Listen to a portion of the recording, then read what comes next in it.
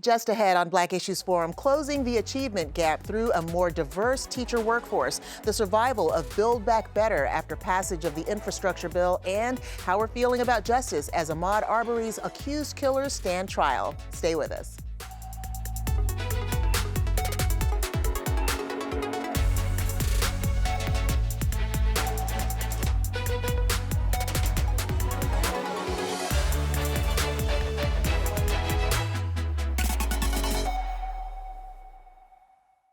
Welcome to Black Issues Forum. I'm Deborah Holt-Noel. While legislators and stakeholders go back and forth over what it would take funding-wise to finally provide all North Carolina kids the sound basic education they deserve and help close the racial achievement gap, what consideration is being given to another factor that could impact performance and close the gap? That is, a racially and culturally diverse teacher workforce. I'd like to welcome one of our state representatives for whom this is a subject of priority, Representative Zack Hawkins in District 31 in Durham. Representative Hawkins, thank you so much for being here on Black Issues Forum. Well, thank you for having me. And you're exactly right. This is a top priority for me. It's something that I've made a claim to, and it's something that I believe can transform the lives not only of the teaching force, but of the students. And I was one of those students who had my first Black teacher in third grade, and it made all the difference in the world. And so I hope that we can provide that for students across North Carolina. That's amazing. My third grade teacher made a huge difference in my career as well, second grade. And I was very fortunate because I had a Black first grade, second grade, and third grade teacher. And I looked at these teachers kind of like my own mother. And so I don't know what the impact of it was, but it surely helped to have that support. How much of a difference can seeing teachers actually who mirror your own image make in that performance based on what you've been researching and talking about for so long? Sure, no, that's a great question. And so what the science says, what the research says, is that if the earlier that students have a teacher of color in the classroom, and the more that they have throughout their matriculation to K through 12, it increases their ability to graduate and their ability to go to college. And so this is just consistent. And so not only do we see that students of color benefit, because of course, as you read in many, many articles, you'll find that even when students of color that are high academic, AIG, gifted and talented will come through, the less that they have of teachers of color, the less that they are recognized for those types of achievements. The more teachers of color, the more students of color that are recognized for those. And of course, that does something for their academic boost, their confidence, and again, their ability to graduate and go to college. And so I was a public school teacher, and I could tell the difference when my students saw me come into that classroom and what it meant for them. And so one of the things that we're really trying to do in the legislature through, you may have heard through the DRIVE Task Force, which is a diversity sort of education task force that the governor put together. It outlines and mirrors a lot of what is in Leandro about what we specifically need to do to make sure that we can increase the task force, we can increase the teaching profession. And so I really think it's important. I hope that it's something that all North Carolinians can get behind, because with the teacher shortage across the state of North Carolina, this is one of the best places we can get a return on investment and to make sure that we have a diverse workforce that is talented and able to take all these big jobs that are coming into our state. Let's dig into that task force and some of the solutions a little bit. What specifically can be done policy-wise, legislative-wise, to increase the teacher workforce, the diversity among teachers there? Yeah, that's a good question. And so, some of it is really clear, and it helps everyone.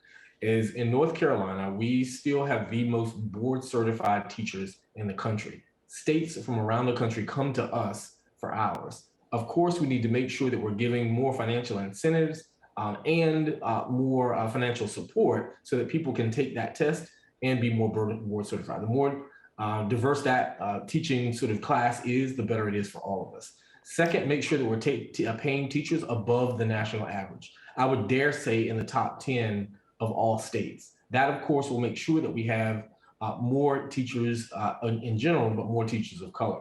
I would say, thirdly, we have to invest in grow your own program. We have so many TAs and veterans that want to get into the teaching profession. We all know the TA that has been in the classroom for 10 years, that knows everyone in the community and is invested. We need to make sure that for him or her, we're giving them a little bit of support so they can go get that remaining 2 years of their degree, and they can be a certified teacher in the classroom. Those are people that will stay, invest, and continue to support our local communities. The other piece, of course, that I think is absolutely critical is making sure that we help with, and this is something that we worked on in the Drive Task Force, is that we look at the pipeline in general and help our local LEAs understand where to go get diverse talent.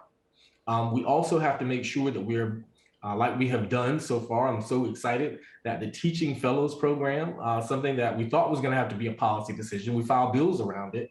But the UNC system and the Teaching Fellows Commission added 2 HBCUs and 1 MSI to the Teaching Fellow list. That means that's an absolute golden opportunity to pour more resources into places where we know they're dedicated to educating students, but especially students of color. So those are just a few. And it sounds like a lot of policies that will benefit the teaching profession, the pool of teachers overall and broadly, but really keying in on why the disparity, I would say, exists. There's so many students of color in the school system, and there are very few teachers of color in the school system. So even if everyone gets paid more and these policies get to apply to all teachers and they're all valuable, the qualified teachers are all valuable and deserve to be paid, how will we get more teachers of color in that classroom? What's really standing in the way right now? Yeah, well, I mean, and that's what we discovered on the Drive Task Force, that it really is a large number of barriers that get into the way, all of which I think we can remove, but nothing replaces the actual recruitment and retention, because for the teachers that we have to do what we're supposed to keep them. And so what we find is that sometimes teachers of color have said, and we found out through the Drive Task Force, that they need mentorship. They need to understand what the pipeline is for them to move up. If they wanted to become, what's the process for them to become an AP? What's the process for them to become a principal? How can they take on a larger role? How can they become a better teacher? How can we make sure that those resources and training are available? Those are things that absolutely keep the ones that we have. To the earlier point that you made, over 50%, well over 50% of the students in North Carolina classrooms are of color. Less right about 20% of the teachers are of color. When I was at Southern High School in Durham, in the Durham County in general, about 70 to 80% of our students are of color. And it doesn't match up with the teachers of color. And so what it really also boils down to is the ability to recruit. And that's why the NC Teaching Fellows piece was so incredibly important. And again, going back to the fact that some human resources folks around the state and in LEAs are not clear about how to recruit diverse talent. Where do we get them from? How can we make sure that there's a direct line so they understand where to get that talent? And it does boil down to pay.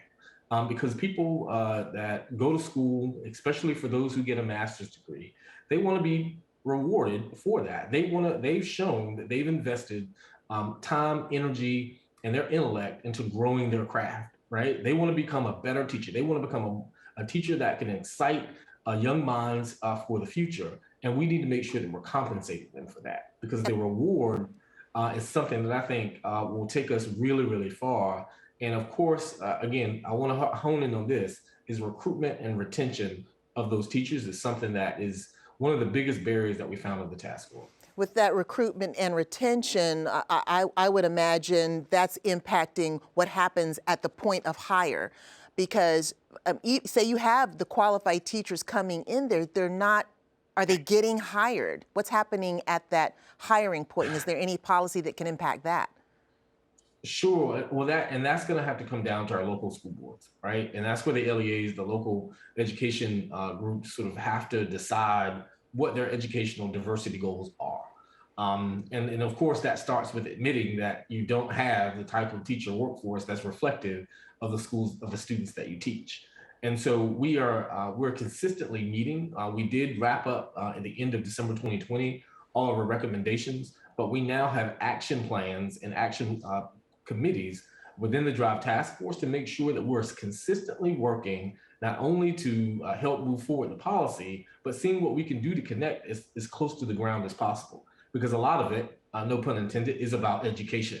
And I think it really does boil down to one of the pieces that we did recommend, and we're hoping that we can get some traction on in the next few terms, is having a dashboard. And that not only is a dashboard statewide that sort of tells us where we are with the number of students of color we have versus the number of teachers of color that we have, but then breaking that down to the county level and the district level. So there can be no denying that we need to do improvements in certain areas. And in that way, the State Board of Education, legislators can then step in even further once we have that data. Representative Hawkins, thank you so much for that conversation about teacher diversity. I want you to stick with us as we move on to our next topic. Thank you. President Joe Biden prepares for a nationwide victory lap to promote the passage of the $1.2 trillion Roads, Bridges, and Broadband Infrastructure Plan. 13 Republicans who voted in favor of it were certainly needed in view of the fact that 6 Democrats voted against it. Joining the conversation, I want to welcome attorney Jessica Holmes and political analyst Steve Rao.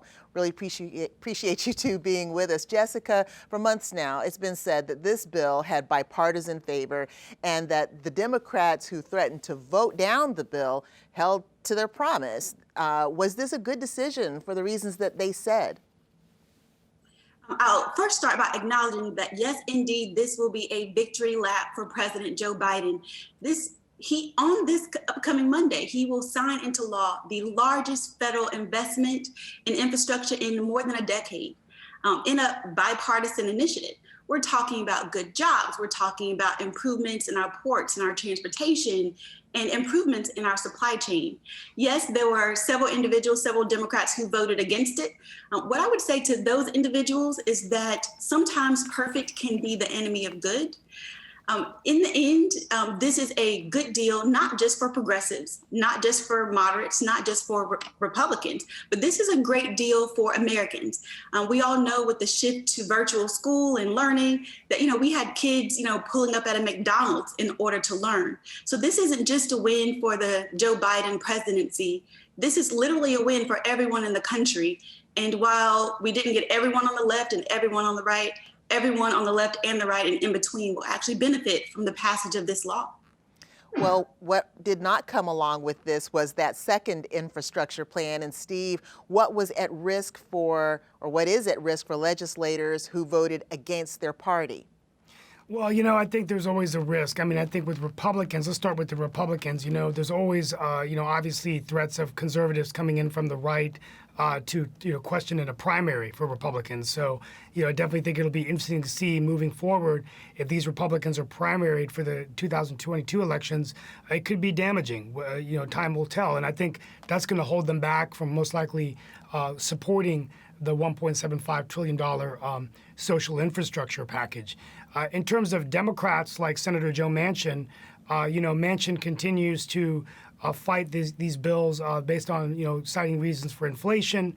He's against tax credits for electric vehicles, for union-made electric vehicles, charging stations, because he thinks that we shouldn't be picking winners or losers, and Senator Sinema as well. So I think that I don't know whether Joe Manchin would have a risk of losing in a red state, West Virginia, but I do believe that any Democrat that doesn't support this, my analogy would be, and I agree with Jessica Holmes. I mean, if you're playing a football game and you can score a field goal to put points on the board, you're going to kick the field goal. So I say kick the field goal, initiate this major investment, and we can come back and do the social infrastructure package. I mean, the fact of the matter is that, this is all about ambition and also execution. I also have concerns of the rising cost of infrastructure in America and how quickly we can get these projects done. And, it's also a matter of, when we're talking about victory, we're talking about the community, about the people, and the fact that it could be said that those who voted against party were voting for the country. Representative Hawkins, Yes. What are your thoughts about what this vote means for the successful package or the successful passage of the next package, the Build Back Better plan? Yeah, well, thank you first for including me with these two amazing colleagues. And I think what it means for folks. We know first that in North Carolina, no North Carolina GOP member voted for this, or probably will vote for any future infrastructure bills. But the thing that's the most important for me is what's in it. And exactly sort of how it's going to impact people, especially here in North Carolina. And so if you start talking about $7 billion for roads, $911 million for public transportation, $100 million for broadband, I mean, you have to go and make that case to someone why you voted against that. Outside of the Triangle area and some of the more populous areas, North Carolina is losing population, which means they're losing opportunity. And so the ability to invest in this way should have pushed everyone over the edge. Everyone has their political reasons for not doing so, but the proof is in the pudding. And the thing that I think Joe Biden and those who voted for this bill, their legacy will be that they transformed America, very similar to what the New Deal did almost 100 years ago. Well, one of the things that's said is that as far as the message being put out there on this second piece of legislation, there's not enough clarity, perhaps, on exactly what this is going to do. It's just being called the social bill, the Build Back Better. Jessica, what can you share about what's in that plan and how it would benefit North Carolinians? Well, for starters, I'll note that there has been a lack of clarity getting down to sort of laypersons regarding exactly what's in this bill. But also going back to acknowledging the infrastructure bill, and talking about the national political landscape, when we look at what happened in Virginia and what happened in New Jersey, my message to Democrats at the national level is that we better get some clarity real quick, because we started with a bill that seemed to have a much larger number, and we keep whittling it down, and then we add things back like the possibility of paid leave. And now, quite frankly, who knows what's really in the bill, because, it seems like it changes every other day. So moving forward, one of the things that Joe Biden will need to do is get that clarity down to everyday Americans, so we know how it not only impacts the country, but people right here in our own communities. Absolutely. And as far as our own community is concerned, I think we have just about a minute left. I'm going to let that be shared between you, Steve, and Representative Hawkins. What is in this for North Carolinians? Because some would argue that all of this money is going to the northern states and to big cities and so forth. But, what can our rural communities look forward to, Steve? Well, first of all, broadband, $65 billion going into broadband and, upgrading our water systems and providing for clean water. But broadband in rural North Carolina, critical. I know Representative Hawkins would agree with me on that, providing the ability for education. Electric vehicles. We all want to drive more electric vehicles. We simply don't have enough charging stations. I want to buy an electric vehicle, but I just don't know how I would find the next charging station, even in my own town of Morrisville.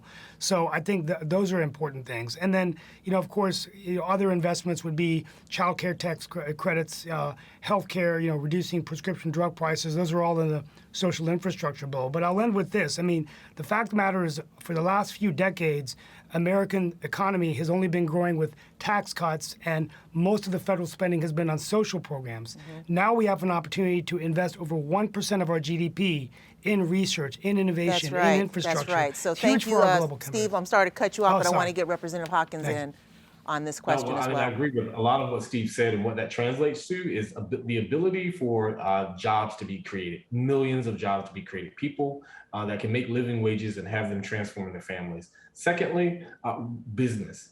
These are a lot of contracts that will come through DOT, that will come through some of our areas, and this is an opportunity for equity to be displayed by making sure that women and minority-owned businesses have their piece of the pie with this opportunity. And so I really think that everything he said was absolutely correct with all the numbers, but we need to boil it down to everyday terms so people understand how it's going to transform their life. And if we don't do that, then it is a failure of the paper that this bill was written on if we can't translate it and make sure people can talk about it at the kitchen table to say what and how this Democrat, Joe Biden, has delivered for them. Well, definitely looks like a decision that's going to benefit people all over the country.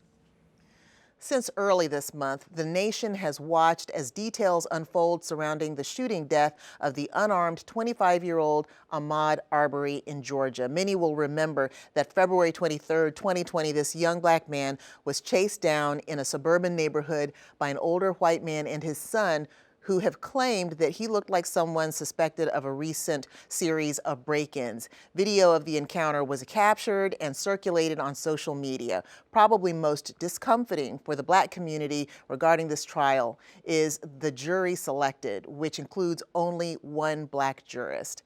Jessica, what does the law say about the makeup of a jury and fairness for both sides represented?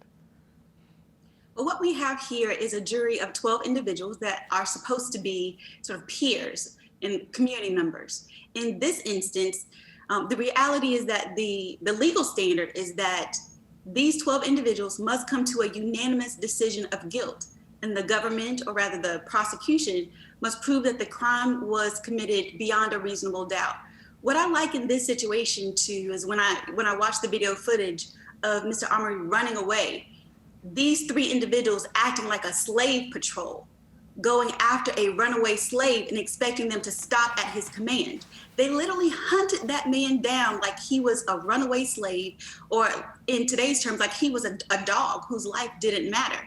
And so one of the concerns of many in this case is the fact that of a community, a county that's comprised of about 26% people of color, people who are African American, and of 12 jurors, there's only one person who is black.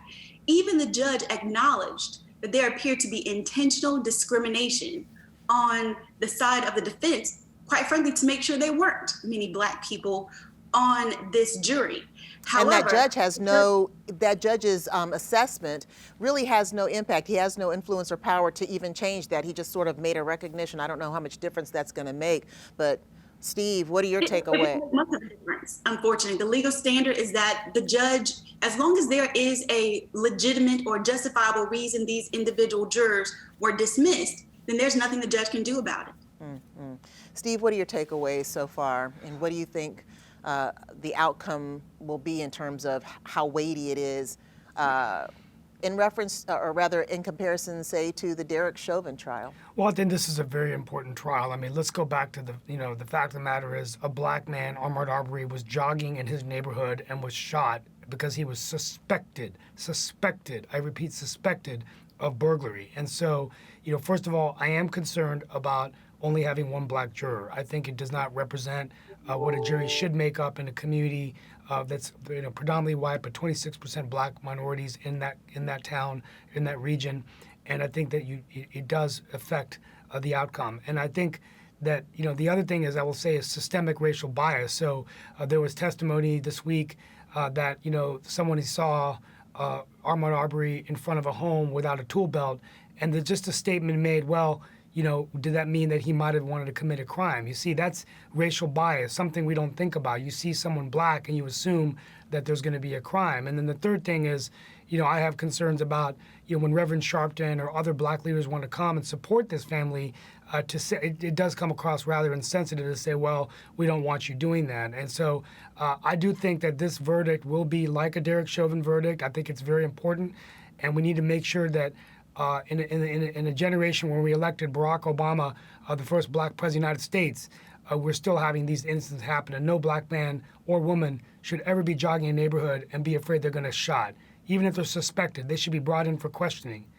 I can't imagine running or jogging and then encountering a truck following me and then being blocked in. Shouldn't happen in America or anywhere. Representative Hawkins, what question or issue do you think is at the center of this particular? I'm a runner. Yeah, I'm a runner.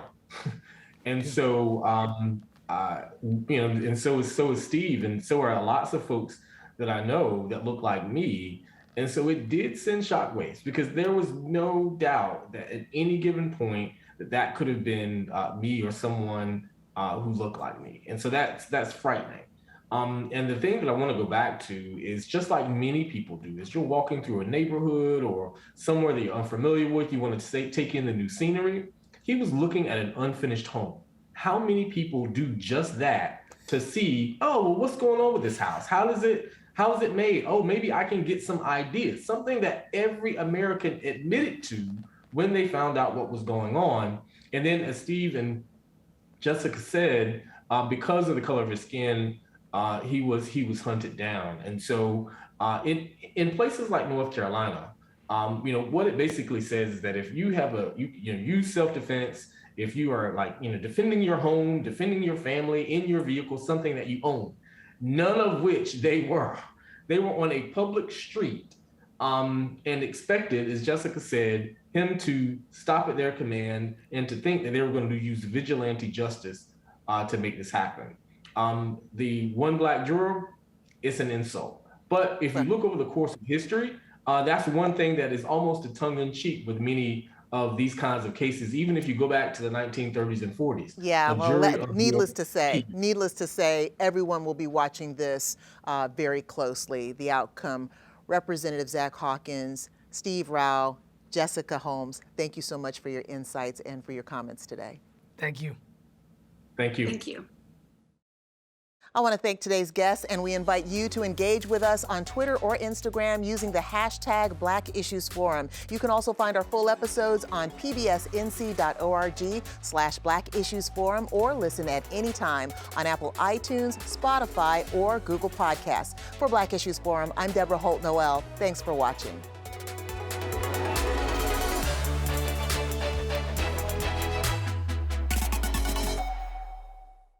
Quality public television is made possible through the financial contributions of viewers like you, who invite you to join them in supporting PBS NC.